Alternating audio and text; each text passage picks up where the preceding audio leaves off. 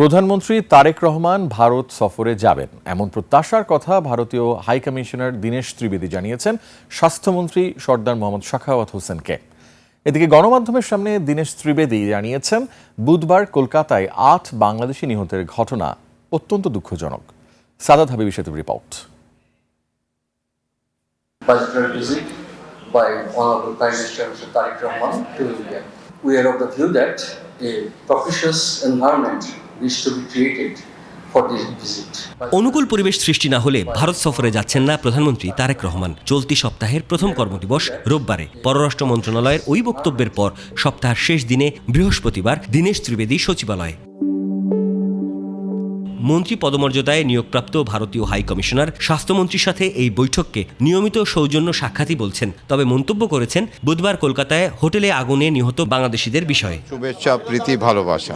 আর আজকে তো বেশি বলার নাই, সবাই ভালো থাকবেন। এটা খুব দুঃখের কথা।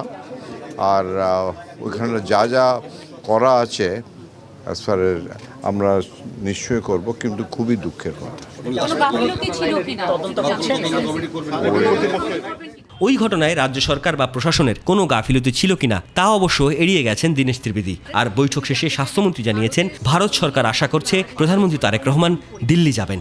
ওনারা আমাদের প্রাইম মিনিস্টারকে দাওয়াত দিয়েছেন, এটাই শুধু বলেছেন। আপনাকে ওটা জানিয়েছেন? ওটাই বলেছেন যে আমরা ওনাকে দাওয়াত দিই, আর এক্সপেক্টিং হিজ অ্যারাইভাল দেয়ার, এটুকুই বলেছেন। অনুকূল পরিবেশের বিষয়ে কি আজকে কিচ্ছু আলাপনে আমি উত্থাপন, it is the matter of our foreign minister.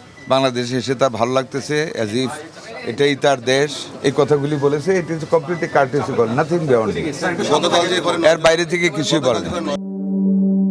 ভারতের প্রধানমন্ত্রীর সফর ঘিরে একাধিক শর্ত জুড়ে দিয়েছে ঢাকা। এগুলো হচ্ছে, পলাতক সাবেক প্রধানমন্ত্রী শেখ হাসিনাকে অবিলম্বে 2013 সালের প্রত্যর্পণ চুক্তির আওতায় ফেরত দেওয়া, ভারতের মাটিতে বসে নিষিদ্ধ ঘোষিত আওয়ামী লীগের রাজনৈতিক কার্যক্রম চালানোর সুযোগ বন্ধ এবং ভারতে অবস্থান করা হাদি হত্যাকাণ্ডে জড়িত পলাতক সন্দেহভাজন খুনিদের দ্রুত হস্তান্তর।